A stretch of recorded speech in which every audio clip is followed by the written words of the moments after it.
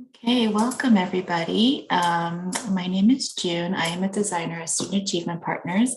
And just to let you all know, my toddler just got home. So if you hear some screaming in the background over the next few minutes, that hopefully explains some things. And thank you in advance for understanding. I'm really excited for us to be together tonight for a Q&A with David Liben on the course Improving Readings for Older Students. Thank you guys for starting to introduce yourself in the chat. Please feel free to continue doing so as we progress through the session. As you notice, we're going to be recording tonight's session so that those of us who aren't able to join live can still learn from our discussion.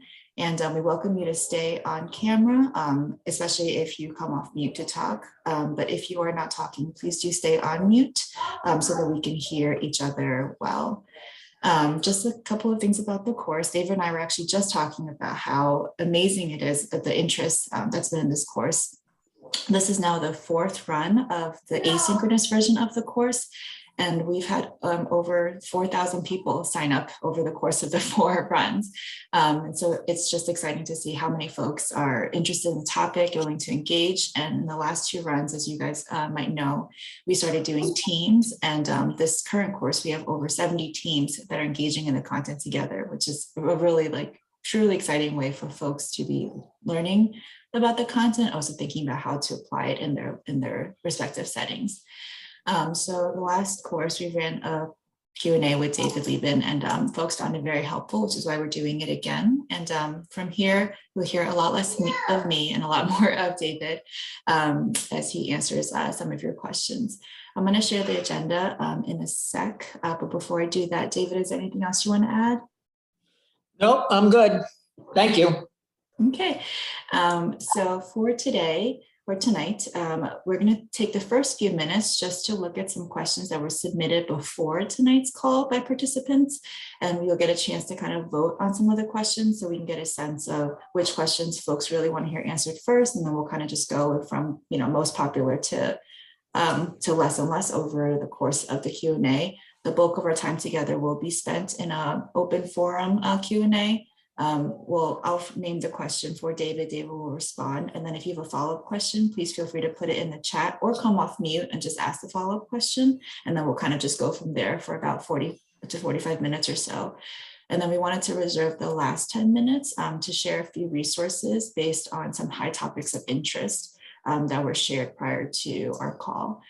Any questions about the agenda before we just start? Okay, I see a thumbs up. I appreciate that. So I'm going to put a link into the chat and let me just explain how it works before you guys get started. When you open up the link, you'll be able to see a screen that kind of looks like this. And the poll is basically asking you which question would you like to hear answered during today's Q&A. There'll be several questions. These were the questions that were submitted by folks prior to today that you can either upvote or downvote depending on your interest level. And from there, we'll see kind of the really high interest questions emerge. You're also welcome to answer another question that you would just type into here and click submit. So now I'm going to put that link into the chat.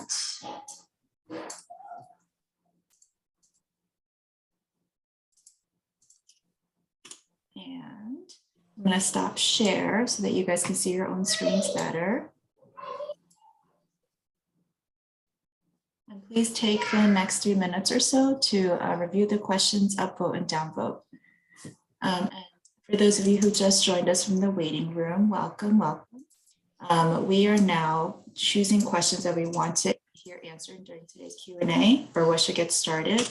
I just put a link into the chat. When you get into there, you will see some questions that you can upvote and downvote, or you can answer your own questions. I mean, you can write in your own questions. And let's take about 3 minutes, so about 11 after the hour, before we come back together to get started with the Q&A.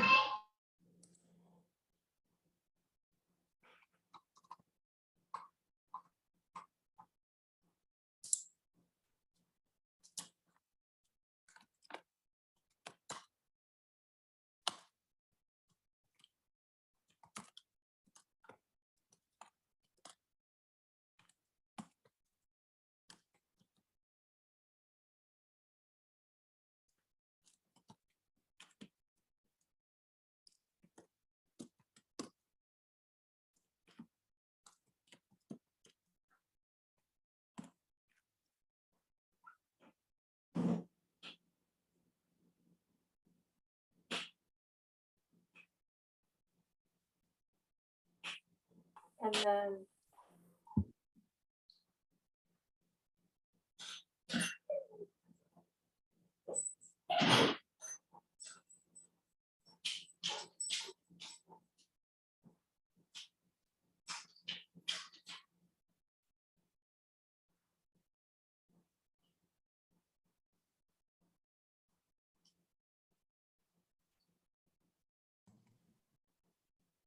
Okay, I'll give folks another minute, but I'm going to share my screen just so David can also see which questions are coming to the top.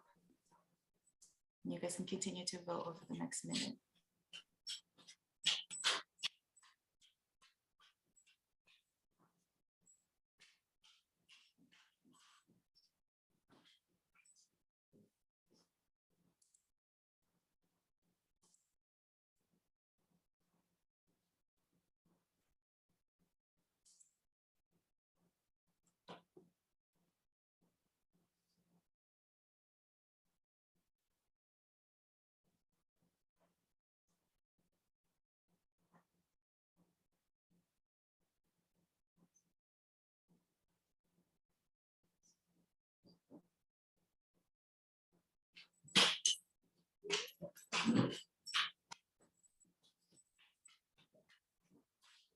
Okay, I will continue to monitor the voting, but the first question that we'll get started with is the one that's most voted for now. At what point is it unrealistic for a secondary level teacher to scaffold grade level text for a student? 3 years below grade level? 4? Okay, that's a good question to start. I'll start by saying this: there's no statute of limitations on foundational skills. If a student doesn't master them, then they're not going to move on. That's simply the reality. So scaffolding texts, and this was in the course. Every student needs an opportunity to work with complex text because that's where the concepts that we want them at their grade level. That's where the concepts, the ideas, the individuals, the understanding of the world that they need now more than ever to know they're going to find it. And they're not going to find it in text 4 years below grade level if they're in 8th grade, et cetera. So complex text needs to be scaffolded. How much depends on the complexity of the text and how much depends on how far behind the student reader is. So if they are 4 years behind or even 5, there should be an opportunity on a regular basis to work with that kind of text. Way back in history, when the standards first came out, we were doing a lot of work with a district in Nevada. There's really only 2, I forget, but Reno. And they immediately grabbed onto this, and I always remember a video, or maybe I was there, with a special ed elementary school student reading that poem about the Statue of Liberty, which of course I forgot the name of, but many of you might know it. The Colossus something. It took them days to deal with that. Days. It wasn't the only thing they did. It was a part of every day. They felt so good about themselves at the end of the day when they looked at that text and they saw they got it, they understood it, and they figured it out with support, but they did the thinking. So I think it has to be part of instruction, but it can't be the only part. The students also need to read text at closer to their reading level, their independent level, because that's how you grow. That's the best way to grow vocabulary and to grow knowledge. But as we said in the course, the best way to do that is to stay on a topic. So whatever tier 1 topic is being learned in an EL science class or any other content class, if you can read a variety of texts on that topic, then that's the maximal way to grow vocabulary. So it's another one of the both ends. There's actually a paper by that name written by both Libens called Both End. You need to have a variety of texts at different levels so students can grow knowledge and vocabulary, but you always need to have that complex text. We tried depriving the students we need to help the most of that complex text for most of our lifetimes as educators and scholars, and it didn't work. So there's no reason to continue it. But the question is really important, and I deeply appreciate it.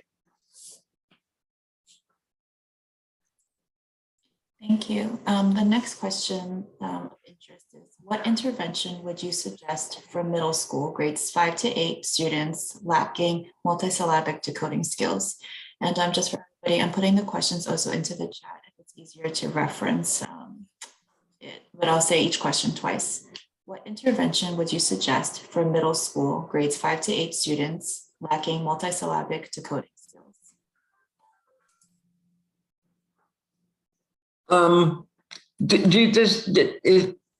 If the person is here who asked that question, do you mean a commercial program or a not-for-profit program, or do you mean things that you can put in yourself?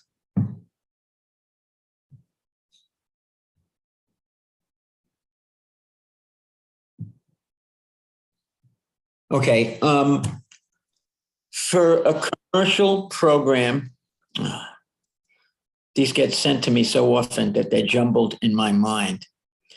I do have one that I like for intervention for middle school students to support foundational skills. Unfortunately, I've forgotten the name of it.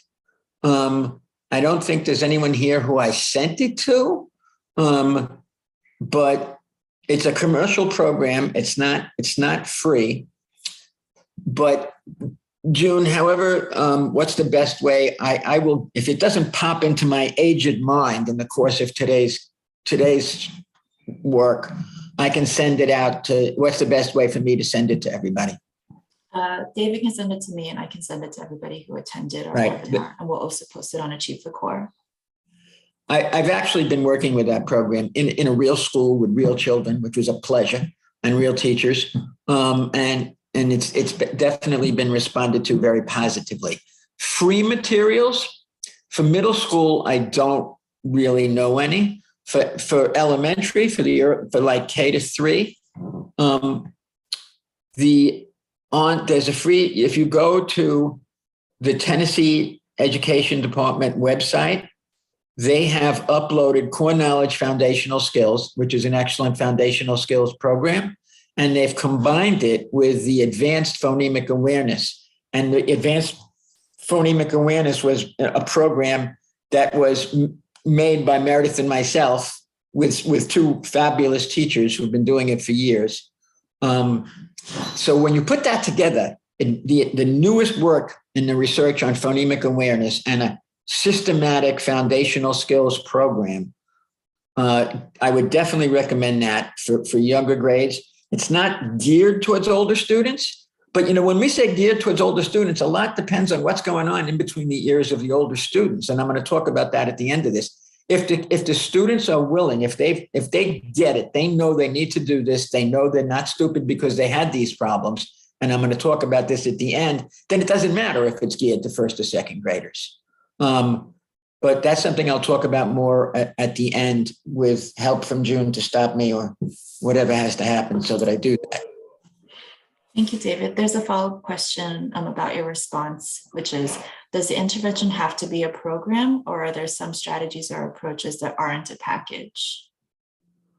Well, the ones we talked about in the course are immensely helpful.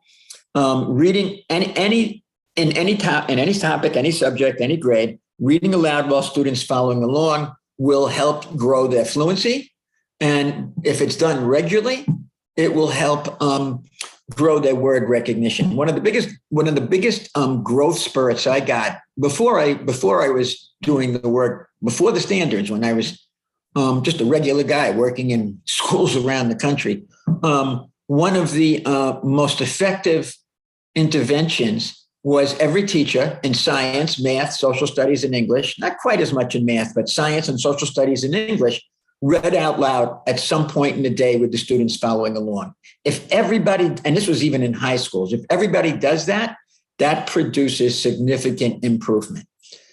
The second, and that's another thing, June, that I have a great study that I could send to people that was done with 11th graders in American history in a tough school district, and got a 90% improvement in their fluency rate by doing just what I said with primary sources and secondary sources in American history. And I can send that study to anybody who wants it. that you don't need a program for that. Just read out loud, following along based on what you learned in IROS, or go on Achieve the Core and do a search for fluency, everything about fluency, what it is, how you instruction with it, how you assess it is on our special fluency site. And that material is all written by myself and David Page, who I assure you knows more about fluency than I do. And the second thing is chapter 7 in our book, Know Better, Do Better, is not a program, but it's what can you do with tier 1 text to develop fluency and to develop word recognition. I'm not saying it's easy. I'm not saying it's automatic, but there are concrete, clear steps you can do from chapter 7, which is devoted to older readers who are stuck with both fluency and word recognition. So another good question. Thank you, David. There's a follow-up to your response. Can you specify read along for how long every day? Sorry, read for how long every day? One of the interesting things about research is there's very little that ever addresses how much or how long. There's no research that tells you with certainty how many times a kid needs to see a word and decode it before it becomes automatic. There's no research as to how many minutes a day for anything. In the schools, high schools and middle schools that I did this with, I recommended that teachers take at least 5 minutes a day to read aloud with students following along, and some did more. But again, in this case, if it was done in social studies and done in English and done in science, you're talking about 15, 20 minutes a day. And that's probably why it had such a good effect. In the study that was also done by David Page with 11th graders in American history, they were actually doing more because the kids were in 11th grade American history. They had to take it. They were reading at a 4th or 5th grade level. They couldn't read the Federalist Papers or the Constitution on their own. So it was read aloud and they followed along. That was probably 20, 25 minutes a day. And they got a 90% improvement in their fluency rate. Now, that doesn't mean that they basically achieved grade level fluency or nearly grade level fluency at an 11th grade. Now, that doesn't mean that comprehension is 11th grade, because as you know, comprehension requires growing vocabulary, growing knowledge. But they made significant improvement. In that case, it was 20, 25 minutes even a day. But there's no concrete research out there that says this is how many minutes you should read aloud. And it's an enigma to me. So it's not a bad question at all. It probably doesn't get addressed because there's too much variability in the grade level and how far behind the kids are and the relation, what the kids are willing to do. That's probably the reason why. Thank you, David. Another follow-up is, would word sorts be an appropriate strategy for middle schoolers in this area? Yes, word sorts can be helpful, but they can't by them. They're not enough by themselves. You need to read text of some kind. Word sorts are out of context, and developing word recognition comes from out of context activities, just like word sorts or games or puzzles or worksheets. And as you may have heard me say in the course, we now have research that if you use worksheets, you won't go to hell.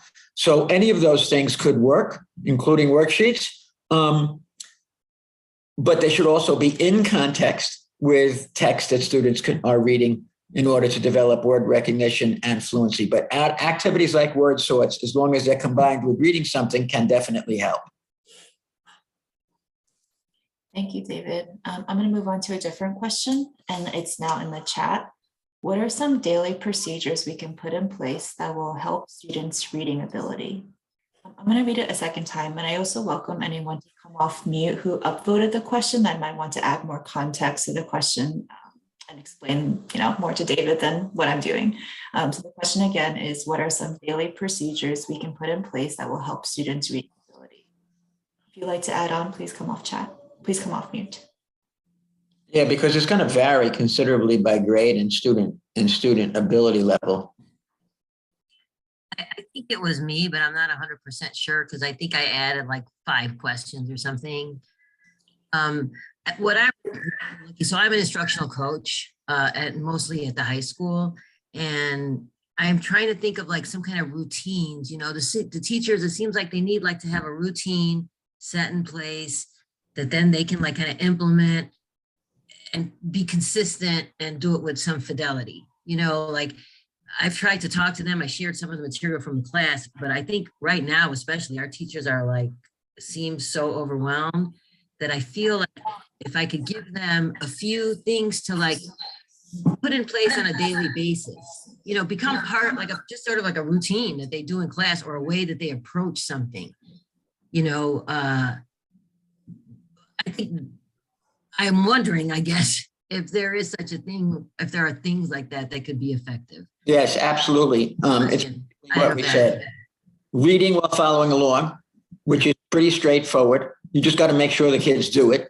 Older kids sometimes are resistant. With older kids, tell them not to use their finger. They and the first time I did that in Washington, D.C., they showed me a finger. That doesn't work sometimes. You're better off telling them to pick up the eraser head of a pencil, or give everybody a stick or something like that, so that they perceive that as more scholarly somehow than using their finger. But at any rate, you just got to get the kids to follow along in any way you can. And that will absolutely work. And teachers can do it all the time. That's exactly what you were looking for. And the second thing is the routines that are in Chapter 7 and Know Better, Do Better. And that basically involves stopping and taking some words with some phonics patterns. So look, we got here. A lot of you were stumped on EIGH, as in way, or neighbor, or neighborly, or sleigh. EIGH is going to always make an A sound. Look, let's take a look now. Look at the last three look at the page we've been reading. Circle all or underline, or whatever you can do, all the words with EIGH. Okay, make a list and then find and work with your buddy to read those out loud to each other. There's a whole bunch of games in Chapter 7 that are just like that. They're fast and they're snappy, and they have to do with word recognition. So those are two things that any teacher can do. Reading while following along is a little easier, but the other one is not impossible to do once you get used to it. A lot of things sometimes with high school teachers is they got to get in the water. And when they find out that their feet, when they get their feet wet, they find out that there's no great whites at 1 foot depth. They can start and do this work. But it's a really good and important question, and very intelligently framed, because that's what people need. And I like people who have 5 questions. Questions are really good. Thank you, David. Thank you for. You might regret that by the end of this, but okay.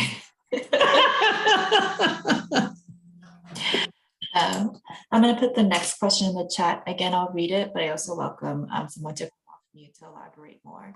The next question is, what recommendations do you have for ways to measure students' reading progress? The Did I Just Get Smarter activity is great for visceral anecdotal data, but what ideas can you offer for how teachers implementing these practices could gauge the impact on students? Okay, well, this is for any grade level. There are these online, not for free programs like NWEA Maps and Dibbles and iReady or Curriculum Associates. They all have fluency assessments. And you can get a number of words correct per minute. That's one thing you can do. You could go on student achievements, I can't believe I'm forgetting the name yet, achievethecore.org, and go to that fluency section, and you could find ways that you could make up your own fluency assessment, which basically involve, as most of you probably know, reading a text aloud for 1 to 3 minutes and recording the number of words correct per minute. Sometimes that's called an oral reading fluency assessment. Sometimes it's called a CBM, a curriculum-based, or CBA, curriculum-based assessment. But the idea is the same. So those are 2 things you could do for fluency. For word recognition, I recommend, if your school can purchase the Tower, TOWRE. It's called the Test of Word Reading Efficiency. You can look it up on the TOWRE. And Dibbles is free. I didn't know that. So Dibbles will do the job. And the Tower basically gives kids, you have a list of words that you read, that the student reads out loud, and you measure, and they increase in phonetic complexity from simple 1-syllable words like sit and clap, to more multi-syllabic like sensational or onomatopoeia. They get much more complex. And you see how many words the kids can read out loud correctly in 1 minute. And they have national norms. So let's say the 5th grade, an average for the 5th grade in the United States would be 8 of those words correct in a minute, or maybe 12 or something like that.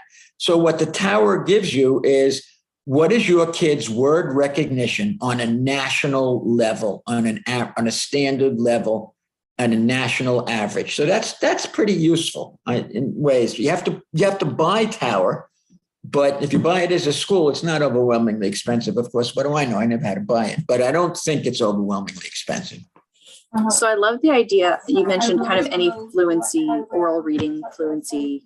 So we have teachers, we're going to run the course starting in 2 weeks. We have teachers from a variety of content areas. So your history teacher could just take an excerpt from the history text and like make it almost like a running record and just mark how many words the kid gets in like a minute or something. Would that work? Yes and no. In terms of instruction, Kimberly, in terms of like what I was talking about, reading while students following along, that's exactly what he or she should do. Take the text, read it out loud, and the students follow along. And they can stop and ask questions and so forth. That's what this teacher did in the study that I was telling you about with 11th grade American history. When you want to assess fluency, it's better off to use a grade level narrative text. If you use an informational text, you have a confound. Was the kid slow because they slowed up on manifest destiny, or they slowed up on westward expansion, or they slowed up on photosynthesis? You don't have those words in a narrative text. So if you want to just know how fluent the student is, you're better off using a narrative text at grade level. But for instruction, you can absolutely use the text that the teacher wants to use for science or social studies or anything. So another good question. Thank you.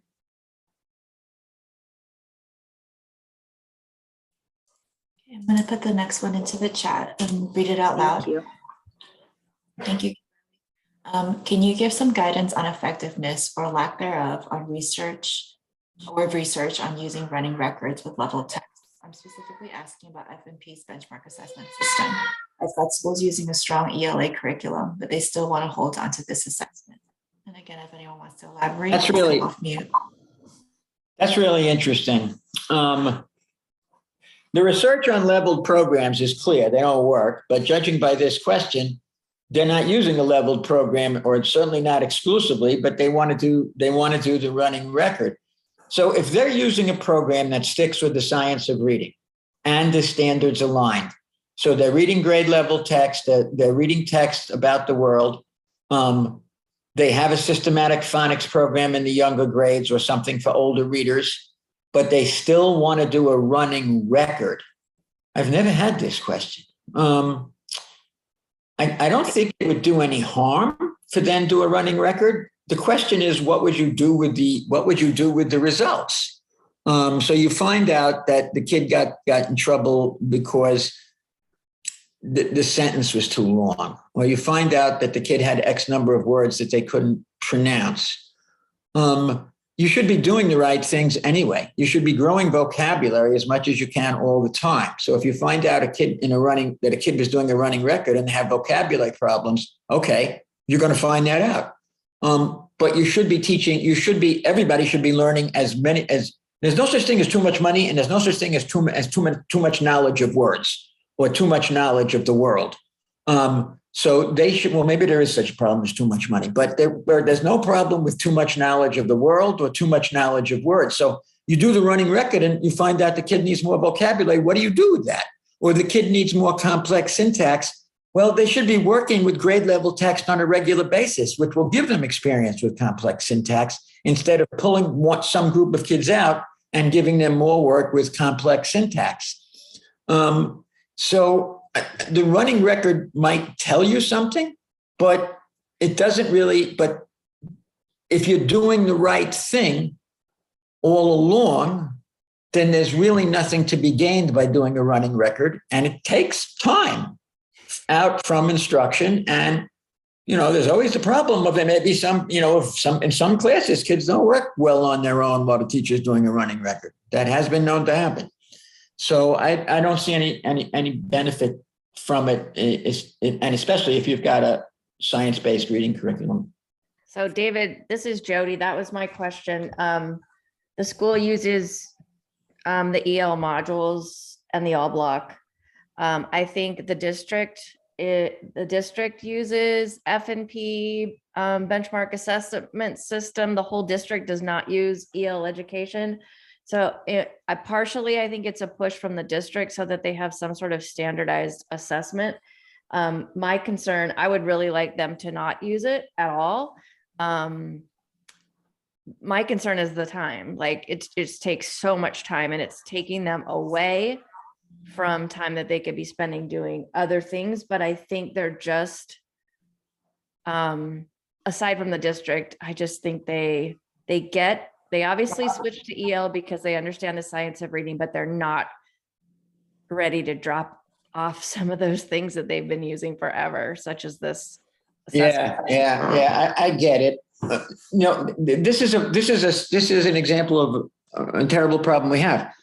There's no assessment should be given, so we know kids who are growing, and we know where kids are at. But the assessments we give don't really tell us what to do. They say go back and teach standard 3 more. Well, the standard 3 didn't cause the problem. A standard is not something that diagnoses a reading problem. A standard is what the people who wrote the Common Core standards say. This is what a student should be able to understand about an informational or a narrative text having to do with the interaction of ideas. Standard 3 is the interaction standard having to do with the interaction of ideas or the connection or the interaction between character, plot, and setting. But it doesn't at all tell you why the kid failed to understand that. If the kid's in the 5th grade and you gave him a 3rd grade passage, he might have done fine with that standard. But in a 5th grade passage, he would have not been able to do it because of problems with vocabulary or syntax or knowledge or connecting different parts of the text to each other. So our assessments do not give information as to what teachers can do to make students better readers. So that's the problem with the running record. And then it takes a lot of time and it doesn't tell you what you should be doing. And you've got a good science-based program that's also rich in a lot of ways. So it's even more unnecessary. It's a matter of, how I said high school teachers have to go in the water and see that they're not going to be eaten by great whites. Administrators need to be able to let go of some assessments. They're afraid to do that. And that's basically, so it's a fear problem more than a pedagogy or a science of reading problem. Yeah, this came up about there still being cueing in the EL curriculum. Is Stephanie here? I thought I looked in. Where is Stephanie? Oh, I see Stephanie. I'm right here. Hi. Hi. I got this before, and I think I looked into it. But if you want to text me, or I don't know if you have my. You should all have my email from the course. If not, June will give it to you. Please text me that. Please email me that question, and I'll find my answer that I wrote to it last time. I was pretty sure that it was not a terrible case, that they were doing it in a way that made sense, but I can't remember now because I'm really old. But please email me that. It's an important question. Yeah, sure. I mean, it's still baked into so many things. Yes. I mean, part of the issue is a kid is reading a text. They should absolutely, at every grade, they come to a word they can't recognize. They should try to decode that word, moving from left to right and figuring out the combination of letters that make sounds and trying to figure out the word that way. In the real world, in EL or other programs, and this is probably where this may come from now that I think of it, they're going to come across words they can't do that for. And then it's okay to use context. They have no choice if they can't decode it. But then they use the context and one of two things happens. They're still lost or they figure out the word. Well, if they're still lost, there's nothing they can do but continue with the rest of the text. But if they figure out the word, then they should go back and do what Linnea Erie and others and Marilyn Adams have carefully laid out. Okay, now you know that the word is sensational. So let's look at it. Sensational. What made the sen, what made the a, and so forth. And then move on. So I'm hoping that that's what EL does. Does that fit with your sense at all? Because EL does have texts in the early grades that are not decodables. They also have decodables, but they don't only have decodables. Yeah, I'll have to look back into it. But I think one of the issues with older students, and this isn't just about EL, is that older struggling readers often are struggling because we taught them with 3 cueing. And so that's what they're still doing. I think because they don't have the foundational skills sort of tight to rely on. So, so I do think I think for older readers, that question somebody asked about multi-syllabic decoding and maybe just some other strategies for embedding that are really important. Yes, well, we're going to talk about that as part of the last 10 minutes at the end. Linda Ryan has made a really nifty way to help teachers with that we're going to give to you. But you hit the nail on the head. If they've been taught the 3 cueing system for 10 years or 5 years or 6 years, then they're out of the habit. And then how do you break them out of the habit? Well, I actually gave this some thought recently. One way is maybe older readers can't read. There's not a lot of decodables that are going to work for older readers for a variety of reasons.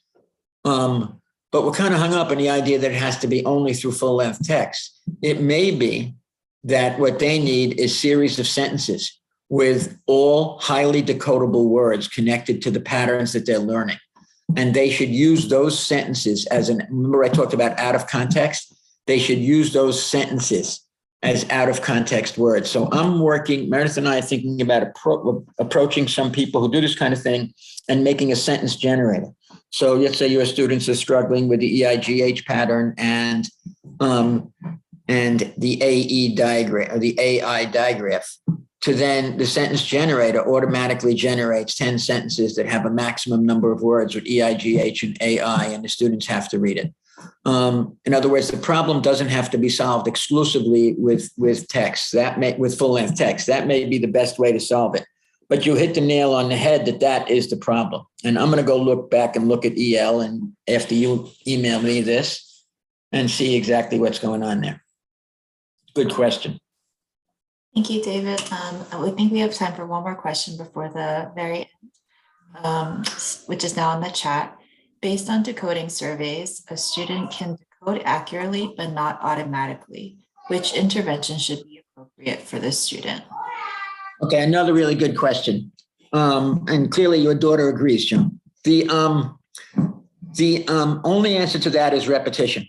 Some kids need more repetition than others. At first, it was thought, based on a work by a guy named the name of David Scher, S-H-A-R-E, who talked about how students, if they learn how to decode and they decode words on the page, then after 4 or 5 times seeing that same word, it will go into their long-term memory and become automatic. Well, that's true for some readers, but that is not true for all students. Some students may need to see it 10 times or 15 times. So the trick for students who can decode with accuracy, but not automaticity, which, by the way, is the problem with most older readers, most of the time, not exclusively. But with many, that's the problem. They need repetition. So they need games, activities, or workbooks. In our school that Meredith and I started, where we succeeded in getting the lowest reading scores in the city of New York, as you may know from our course, one of the ways we got out of that rut was with a workbook series called Explode the Code. It was very straightforward, but it gave kids the repetition that they needed. And some kids didn't need much, but some kids needed a lot. And then, of course, there was everybody in between. So repetition is definitively the answer for those students. Thank you. I'm going to turn it over to you. We're a little bit ahead, but first, if you want to share about the resources, and then if we have time after that, I will add in one more question. David, let me know when you want to drop it in the chat, but go ahead. Okay. Linda, you want to briefly describe what you made, which will be online at the end of this session that people can load, right, June? Yes. Sure. So I have been thinking, I am a very routine person, and I like when things are tangible and concrete. So I've been thinking about what's a very tangible way for teachers at the secondary level to kind of get their feet wet with how do we break apart a multi-syllabic word. And so knowing that we are normally finding ourselves experiencing content vocabulary that we need to break down with students, but we also have to introduce to students, choosing those from our standards might be the place to start. in terms of identifying a vocabulary word and then beginning to break that word down with the definition into the syllabication, some additional decoding strategies if needed, in terms of the specific like spelling rules, for example, and then breaking it down into the morphology as well. And so that's kind of mapped out step by step. So there's an overview and an exemplar example for you to kind of look at. And then there's some practice pages too at a 5th grade, 8th grade, and high school level based on the vocabulary word from a science content standard. And then there's answer keys to check your practice too. But it's a way for you to kind of think through how would we do this kind of step by step and maybe give a routine to put in place for planning practices for teachers, especially if you are a coach supporting teachers and you need to share it a little bit more widely. I really liked what Linda did, and I suggest taking a look at it. And then email Linda if you have questions. The next thing, when I looked at the graph that June made of the areas of concern, it almost knocked me out of my seat. Because it was exactly the kind of thing that Meredith and I have been working on, or that I'm now working on with SAP for the last few months. The reason that virtually no intervention program has succeeded at the secondary level in getting kids who are substantially far behind and bringing them to grade level is because, yes, they overwhelmingly have foundational skills problems, but because they have foundational skills problems, they didn't grow their vocabulary when they read, and they didn't grow their knowledge when they read, and they didn't have experience with complex text. So there's no way you can address that in a 47-minute or 50 to 53-minute intervention period. They need more time, and they need more time to grow all that, number one. And number two, if they've reached the 5th, even the 4th grade, but certainly middle school or high school, and they've been struggling with reading, they think there's something wrong with them. So but in fact, the reason they're struggling is because in the beginning years of reading instruction for them in K to 2, they were taught in ways that don't work for all students, that work for some. And that improper instruction acted as a weight that carried them up through the grades, learning less vocabulary, learning less about the world, having less experience with complex text.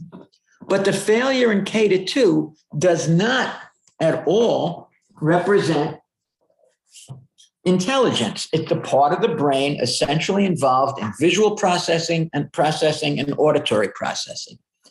So we're designing a 3-period class called Humanities Accelerator course, which Denver has had the immense courage, and the person who's doing it is here, that's Meredith Stolt, to run as a pilot for 6th and 9th grade starting next year, where there'll be an integration of ELA and social studies, and that's 2 of the periods. And there'll be a 3rd period of personalized learning where whatever is being studied. So if the students are studying Latin America, each student will pick some part of Latin America that they want to learn more about, whether it was Simon Bolivar and the revolutions, whether it's the Amazon, whether it's the geography, and they will learn more about their area of interest. And those students who are weak readers will have their foundational skill support built into that area of interest. So you walk into the room and you don't know who's reading at a 4th grade level and who's reading at a 12th grade level. They are all pursuing their interests related to the core text. That course, called the Humanities Accelerated course, begins with a 2 or 3 week unit on the psychology of reading, where students learn that the way the brain operates in beginning reading has nothing to do with intelligence, and they were instructed improperly, and that is what caused their problems. And the core text is this. It's a comic book that we call the Guide to Reading, and it explains how the brain works with beginning reading and how it has nothing to do with intelligence. And those first 3 weeks, the core topic or the essential question is, how does the human mind learn about beginning reading, so that those students then know that their problems have nothing to do with intelligence. You can't just tell them they're not stupid. You have to show them why they struggle with reading. Kids are bullshit detectors. My freaking grandson's in the 2nd grade. He's a bullshit detector. You have to show them in clear details how that works. And so we're designing this course, and it's going to be piloted in Denver in 6th and 9th grade, and in the next school year. Washington, D.C., who is also here, Chris Ann is here, is thinking about it for 2023. And I hope that works out, because that would be absolutely wonderful. And I think we got another bite just this week, but I don't want to say who that is yet, but it's a big district. So what I would like you to do is go to your administration and say, this is what we need, because we're fooling ourselves. Intervention has not worked ever. So why is it going to change? You have to, grow whatever strength of courage you need, and take a look at an entirely different restructuring of 9th grade or 6th grade, because otherwise we're talking all the time now about building kids' self-esteem and building kids' feeling about themselves and their sense of efficacy. How do we do that if they're tracked in high school? There are some districts that track within the school. There's some districts that track by school. They have a school for all the kids who are reading grade level. And I'm not talking about kids who are reading like 10 years above. The kids who are at grade level and the kids who are below grade level. And everybody knows which school is which. And certainly when you go into the 9th grade, everybody knows who's in the lower track and who's in the higher. How are we going to ever make kids really feel good about themselves under that situation? So this is essentially an attack on tracking at the 6th grade and high school level. And really, it shouldn't be done at any level, because Fontes and Pinnell levels are tracking also. So go to your administration, see if you could find someone with the willingness and courage that Meredith and Theo have, her CAO, and Student Achievement Partners will be very happy to work with you. That's my last points, June. What should we do now? So just to let everyone know, if you didn't see already, those files were dropped in the chat. And then what I'm dropping now into the chat is just a Google Doc that has, oops, sorry, not that one. Try this, yeah, try this one. It's a Google Doc that has links to like Google Drive versions of the docs, whichever one is easier for folks to access. Before we go on to go back to the Q&A, I just wanted to open the floor for anyone that might have follow-up questions to the research that was just shared. Just quickly, June, the link is the link to the summary of the course I'm talking about, the Humanities Accelerator course, right? Yep. So this is Chrisanne LaHue. I apologize. I don't know Teams very well. This is only my 3rd time on it. I don't know where to find video and show my face. So I'm apologizing, or Zoom, I'm on Zoom. At any rate, I just want to say that the course is super exciting, and it's worth taking the time to read the materials and think through the logistics of trying to get teams of people interested and engaged in trying to move the work forward. It can be a very slow process. I work in the District of Columbia Public Schools, which is a bureaucracy like all districts. I just wanted to say that we're very keen on the chance of getting to pilot this in maybe multiple places, not sure, but it's when you first look at it, you might go, that's impossible. All I'm saying is nothing's impossible. Go ahead and play it out and see what could happen, and just keep the eyes on the prize of the service to our youngsters who are so deserving in this. That was beautiful, Chrisanne. You are clearly forgiven for not knowing how to get your video done. Thank you, Chrisanne. There's some just quick follow-up questions in the chat about the Humanities Accelerators course. 1, is it free to participate? 2, can it be used and adapted for 6th grade? Denver is doing it for 6th grade. The difference is that they have a curriculum there, and they're using EL education. In the high school, there was no curriculum that everybody was using, so we had to actually go out and look at the high quality high school curriculums. There's not a ton. And we're working with publishers and soon Denver to figure that out. But yes, it could be any curriculum. I mean, it should be any high quality curriculum. You can't do it if your curriculum is leveled reading or if your curriculum is Fontes and Pinnell. But any of the high quality curriculums can be easily be adopted for the Humanities Accelerator course model. That's part of the excitement. You know, it's interesting. I began teaching in independent schools in New York City, 40 years ago, because I couldn't figure out how to get a job in New York City, in the bureaucracy. And these are the independent schools that now cost like $70,000 a year tuition. In the middle schools, and really in K to 8, social studies was never separated from ELA. They were always taught together because you need the text, you need the historical novels or the memoirs or the biography to make history real. It's very difficult to do that strictly through not at all through textbooks or even through just informational text. Another follow-up question is, does the entire school need to participate? And Christiane replied, not the entire school. Absolutely right. Doing the entire school at once in the beginning would, I think, be a mistake. It's a pilot program in Denver, and I would recommend to anybody that you pick teachers who volunteer for this and want to do it, and hopefully get paid for the extra work that they're going to do, and it will be, and run it as a pilot. Changing high schools is not easy. I've been comparing it to go to the Vatican and trying to suggest to them that maybe they should try a more bottom-up approach. So it's not easy to get high schools to change. A pilot is definitely the way to start. Good question, whoever asked it. Thanks, David.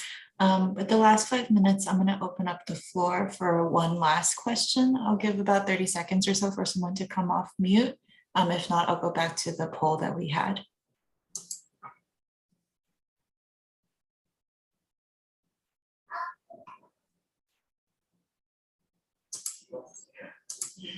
Should I answer Beth's question, June? I was just going to voice over it. So yes, I'll read it for those who are going to watch the recording. A follow-up question about repetition for automaticity.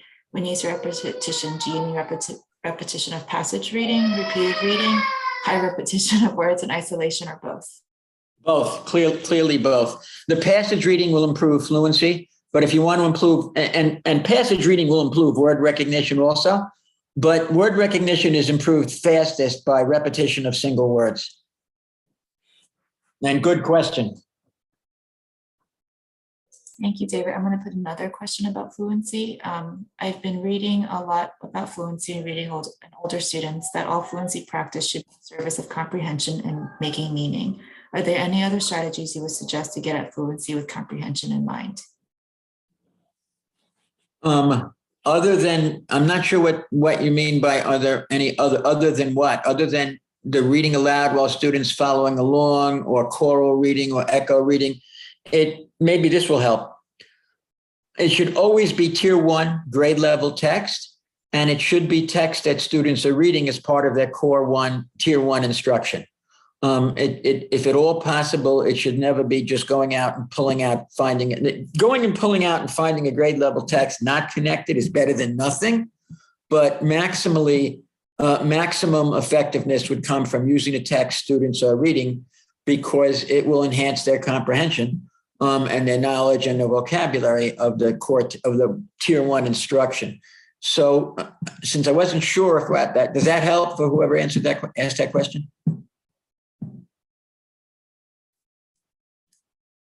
I'll take that. I welcome anyone to come off mute, but it was a voted question. Can I ask a follow-up to that? Would using the embedded texts also then serve as a way of assessing students' progress, reading progress? That was an earlier question that I was kind of wondering about, because outside of assessing like a student's progress with reading fluency and using a normed assessment, would using the embedded assessments that are a part of that core tier 1 instruction serve as a way of measuring students' reading progress then, because of the texts that were being used? When they're using an embedded text as part of tier 1 core ELA instruction, and they're reading it, and you're looking to get a sense of their fluency growth, that's what you're looking for, right? Or comprehension, I suppose, if you ask questions. If they've seen it before, in other words, is it a cold text, a hot text, or a warm text? A cold text meaning you've never seen it before. A warm text meaning that it's connected to topics that they know, but they've never seen that text before. And a hot text is it's the same text they've been studying. So for fluency, you'll get a better sense of fluency growth with a cold text, but you'll also get a good sense of fluency growth with a warm text. and less so with a hot text. Does that help, Linda? Yeah, thank you. I just wanted to clarify that just based on the earlier conversation with assessments too. For the last minute, I'll squeeze in this follow-up question. In Tier 1 instruction, what would be a more beneficial practice to incorporate for vocabulary instruction? The use of text sets or a morphological approach for high school students? For high school students, you definitely need both. If they're behind in grade level, if we're talking about an intervention or kids who are struggling, they definitely need both. If the kids are at grade level and they're reading at grade level in high school, you probably don't. I'm having trouble saying this because I still think even if they're at grade level, some attention to morphology would be helpful. But I'm a great believer in text sets because I think that because the research shows pretty clearly that that's the best way to grow vocabulary. And it's also the most fun and the most interesting and the best way to grow knowledge. Thank you, David. And on that note, thank you everyone for joining today's Q&A. I know there's a lot more questions, but what we promise we will do is by next week, this recording will be up on Achieve the Core on the IROS page, and also the link with all of the resources that were shared about 10 minutes ago will also be available on Achieve the Core. And if there's any follow-up questions, you can always email minicourses@studentsachieve.net. And we can redirect questions from there, whether it's to Linda, to David, or anyone else. And David, anything else that you want to send out to attendees, you can, of course, send to me, and I will make sure it gets to everybody. Okay, I'm going to send you the link to the How We Reading Guide. You can buy it in paper. It was actually made by the School of Cartoon Studies, the only school for learning how to be a cartoonist in America, which happened to be like 20 minutes from where Meredith and I live. And you have to buy it from them, but it's free online. And June will give you the link, which I'm not sure where the best link is. I think Student Achievement Partners, though. And this was a great group. These were really good questions. As I said, it's always it always enhances learning. I really enjoyed this discussion today. On behalf of everybody, I will say thank you, David. And thank you, everybody. Enjoy the rest of your evening. Have a good night. Bye, everybody. And have a good weekend.